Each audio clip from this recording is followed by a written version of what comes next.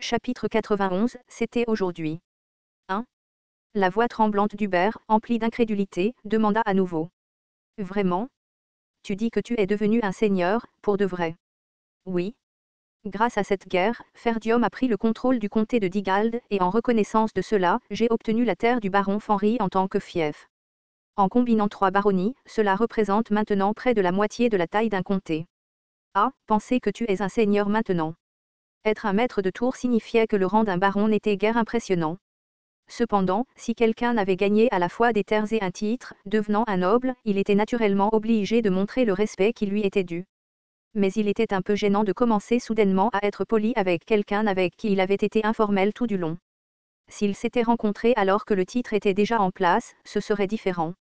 Mais maintenant, essayer de montrer de la déférence semblait absurde. Eurem, eh bien, dans tous les cas, félicitations. Bien que surpris, Hubert se rappela qu'un maître de la tour était traité sur un pied d'égalité avec un comte, il ne se sentait donc pas particulièrement diminué. Il décida de continuer à agir comme il l'avait toujours fait. Mais Guilain n'était pas du genre à laisser passer de telles choses sans s'en rendre compte. Il croisa les jambes et se pencha en arrière sur sa chaise, affichant une expression suffisante. Bien que je sois devenu seigneur, vous pouvez me traiter comme vous l'avez fait avant. Je ne suis pas un noble de haut rang comme un comte, et je suis encore jeune, n'est-ce pas? Alors, jusque-là, sentez-vous libre de continuer comme vous l'avez toujours fait.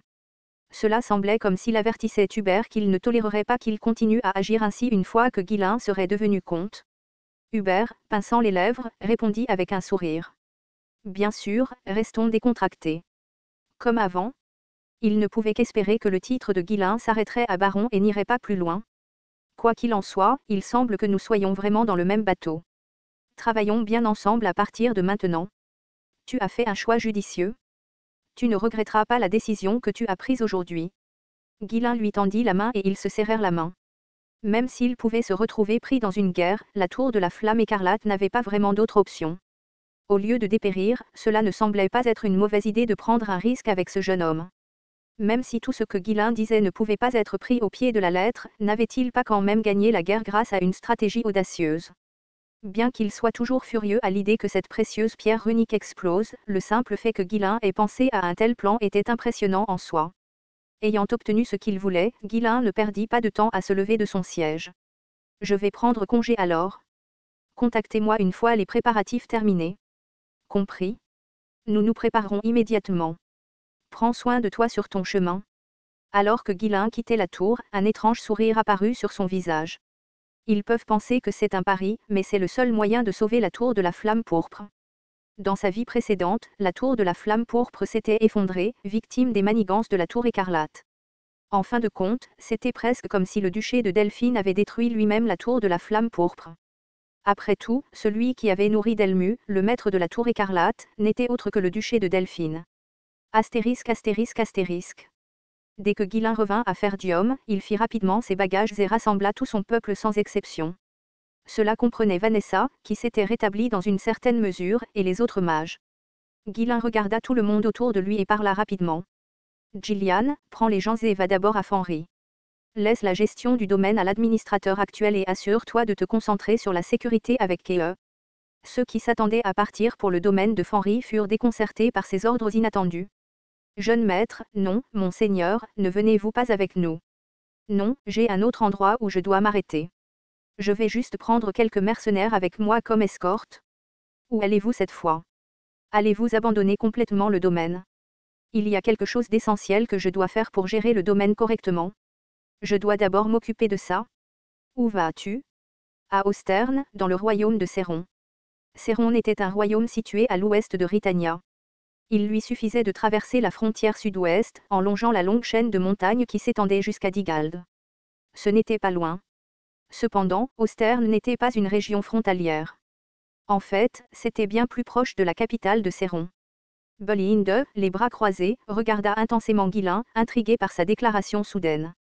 Il ne se dirigeait pas vers le domaine, mais vers un pays étranger maintenant. Elle n'avait aucune idée de ce qu'il pensait. Puis, quelque chose sembla se produire dans l'esprit de Bolinde, et elle s'exclama brièvement. Ah, Austerne est célèbre pour ses jeux de hasard, n'est-ce pas? Ne me dis pas que tu vas là-bas pour jouer. Tu aimais beaucoup jouer à l'époque? À la mention du jeu, les mercenaires se redressèrent, leur corps remuant d'excitation. Pendant ce temps, Alpha et les mages claquaient la langue avec dédain. Ghislain rit et secoua la tête. Non, je vais ramener quelqu'un avec moi. Qui? Quelqu'un pour superviser l'administration du domaine. Je connais un type brillant. Vous confiez la gestion du domaine à quelqu'un de l'extérieur. Vous connaissez quelqu'un là-bas? Oui, quelqu'un que je connais très bien. Alors qu'il parlait, une étrange sensation de nostalgie scintille dans les yeux de Ghislain. L'expression de Bolinde devint sceptique. À sa connaissance, Ghislain n'était jamais allé à l'étranger. Cela n'avait aucun sens pour lui d'avoir quelqu'un qu'il connaissait bien là-bas. Vraiment, c'était un homme qui semblait suspect quoi qu'il fasse. Monseigneur, n'avez-vous pas déjà emprisonné un homme nommé Lowell? Vous avez dit que vous l'interrogeriez sur l'administration du domaine. Ah, ce type peut croupir en prison un peu plus longtemps. Il doit payer pour ses crimes. Je m'occuperai de lui plus tard, quand je déciderai de le faire moi-même. Gillian hocha la tête puis changea de sujet. Je t'accompagnerai à Austerne. J'y suis déjà allé. Tu dois garder un œil sur les autres. Si nous laissons Torrent s'en occuper, tout devrait bien se passer. Torrent était un mercenaire plus âgé qui les suivait depuis l'incident de la forêt des bêtes. En y réfléchissant bien, ils ont à peu près le même âge. Il semblait que les deux étaient devenus assez proches après avoir traversé la guerre ensemble. Si Gillian le disait, il ne devrait pas y avoir de problème majeur. Très bien, alors emmenons juste quelques personnes avec Gillian. Si nous en emmenons trop, nous serons arrêtés juste à la frontière. Moi? Jeune seigneur, je veux aussi partir à l'étranger. Nous ne partons pas en voyage. Alors j'irai te surveiller, juste pour m'assurer que tu ne t'amuses pas. Bolinde se leva rapidement, disant qu'elle devait faire ses bagages. Ghislain claqua la langue mais ne l'arrêta pas. Quand Bolinde était comme ça, il était de toute façon impossible de l'arrêter. Suite aux ordres de Gillian, Torrent commença également à rassembler les mercenaires. Ghislain attrapa Vanessa et parla. Si quelqu'un vous dérange, assurez-vous de me le dire. Ne le gardez pas pour vous. Vous avez compris. Oui, oui. Je comprends. Répondit Vanessa en inclinant profondément la tête. En vérité, personne ne l'avait maltraitée depuis la fin de la guerre. Même Alpha, qui s'en était pris à elle autrefois, l'évitait maintenant prudemment, s'enfuyant dès que possible. Très bien, je te verrai dans quelques jours alors. Je te verrai au domaine. Ghislain répondit à peine aux adieux et mit immédiatement son cheval en mouvement. Bolinde, qui était en train de faire ses bagages, fut surprise et se précipita à ses côtés. Et, pourquoi se précipiter? Tu avais un rendez-vous ou quelque chose comme ça? Je dois rencontrer le gars avant qu'il ne perde une main. Il a un petit problème. Perd une main? Ouais. Il vit dans les tripots, donc on ne sait jamais quand on va lui couper la main. Bolinde a demandé, incrédule. Tu comptes le mettre en charge de l'administration? Et s'il perdait tout le domaine au jeu? C'est bon. Malgré tout, c'est un brave type. Bolinde semblait avoir beaucoup plus à dire, mais elle ferma la bouche et secoua simplement la tête. À part le jeu, il est bon dans tout. Regarde. Il n'est mauvais qu'au jeu. C'est tout. Ghislain rigola, la rassura avec assurance. Un léger sourire s'était déjà dessiné sur son visage. En raison d'affaires urgentes, il avait retardé son recrutement, mais il était maintenant temps de le faire venir. À bientôt, Claude. Claude avait été son stratège dans sa vie antérieure. Il n'y avait pas eu de pénurie de mercenaires sous le roi des mercenaires. Mais Claude avait été celui qui les dirigeait et s'en occupait tout. À qui d'autre pouvait-il faire confiance pour gérer le domaine? Ce n'était pas tout.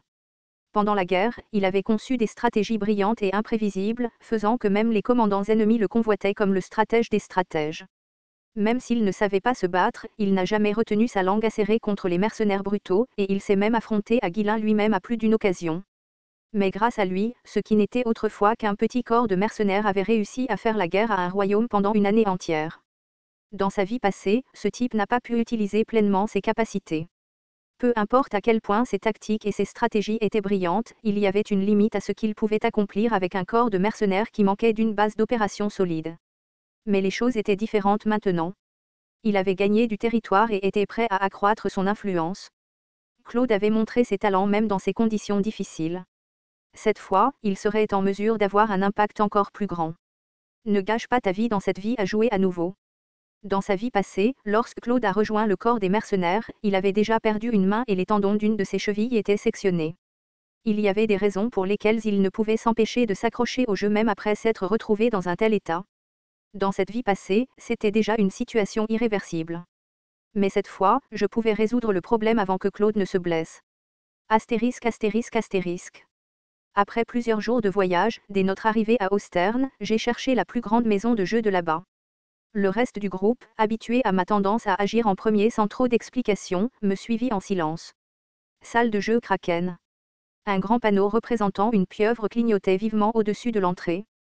Rien qu'en regardant les coûteuses lumières magiques ornant le panneau, il était clair combien d'argent cette maison de jeu engrangeait. C'était le cœur d'Osterne, la ville du jeu. Bolinde et les mercenaires regardèrent autour d'eux avec admiration. La zone entourant la somptueuse maison de jeu était bordée de tavernes animées. Jeune maître. Cet endroit est incroyable. On dirait l'endroit idéal pour s'amuser. Même Gordon, qui m'avait suivi après avoir entendu que c'était une ville de jeu, se frotta les mains avec un sourire. Rara, rien que de voir la maison de jeu me fait bouillir le sang. Dois-je montrer mes compétences pour la première fois depuis un moment? Je secouai la tête et dis, ne vous embêtez pas. Vous n'aurez aucune chance ici avec des compétences moyennes. Ce sont tous des escrocs. Comment le savez-vous, jeune maître? Tu es déjà venu ici. Eh bien, je suis venu ici une fois dans le passé. Tu es toujours resté sur le territoire. Quand es-tu venu ici? Oui. Il y a longtemps. J'étais également venu ici dans ma vie passée pour résoudre le problème de Claude. Je n'ai pas pu restaurer sa main déjà perdue, mais j'avais au moins voulu éliminer la cause. Pendant que j'étais ici, j'ai décidé de profiter d'un peu de jeu pour me détendre. Ce jour-là, la maison de jeu Kraken a été détruite. Les 7 plus forts du continent qui auraient osé protester après s'être fait arnaquer par le roi des mercenaires et avoir fini complètement écrasé. Même le royaume de Céron n'avait pas d'autre choix que de laisser passer ça. Guilain sourit en se rappelant ce doux souvenir. Eh bien, allons trouver ce type. Bolinde hocha la tête et demanda, tu sais à quoi il ressemble? La dernière fois, nous avons dû chercher l'oncle Gillian pendant une éternité parce que nous ne connaissions pas son visage. Attends juste là-bas. Il est probablement à l'intérieur en ce moment même. Dans sa vie passée, Claude vivait pratiquement au Kraken Game Hall. Quand il n'avait plus d'argent, il gagnait un peu d'argent en écrivant des lettres ou en enseignant, pour le perdre à nouveau dès qu'il se remettait à jouer. C'était un cercle vicieux. Il avait dit qu'il vivait là jusqu'au jour où il avait rejoint le corps des mercenaires, donc s'il attendait, il finirait par se montrer. Guilain et son groupe entrèrent dans la salle de jeu. Il y avait quelque chose de bizarre dans l'atmosphère. Les gens murmuraient ici et là, tandis que d'autres rangeaient les lieux. Une bagarre a éclaté ou quelque chose comme ça. Alors que Guilain marmonnait pour lui-même, un homme qui semblait être un membre du personnel s'approcha et s'inclina légèrement en guise de salut. Bienvenue. Puis-je vous guider vers un siège? Vous préférez la salle VIP? L'employé a dû supposer que Guilain était un noble, à en juger par sa tenue et les personnes qui l'escortaient.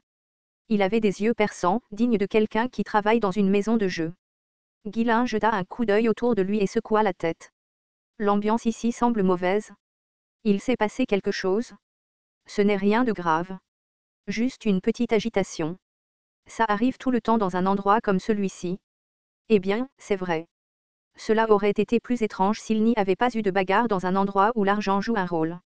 Alors que Guilain s'apprêtait à laisser passer l'affaire, il entendit des gens à une table voisine chuchoter. Ce salaud de Claude, j'ai toujours su qu'il finirait comme ça. Tu crois qu'ils vont lui prendre une main? Bien sûr. Il s'est trompé de personne. Il faut lui reconnaître qu'il a du cran. Rara. Mais Claude n'était pas du genre à faire des coups bas. Ce type est instruit, après tout. Et, qui sait ce qui se passe dans la tête de quelqu'un? Même si on est instruit, une fois qu'on devient accro au jeu, c'est comme ça que ça se passe. En entendant le même nom qu'il cherchait, le visage de Guilain se durcit. Il se tourna vers l'employé et lui demanda, la personne qui a causé les ennuis. Son nom est-il Claude? Il a l'air vif, mais ses yeux sont comme des poissons morts. L'employé répondit avec une expression hésitante, oui, c'est lui. Vous le connaissez? Quel genre d'ennui a-t-il causé? Il a essayé de faire une blague au chef d'un gang local notoire et s'est fait prendre. Ils l'ont juste traîné. Par hasard, le nom de ce chef ne serait pas. Il l'appelle Crank. Dès qu'il entendit le nom, Guilain marmonna incrédule, alors c'était aujourd'hui.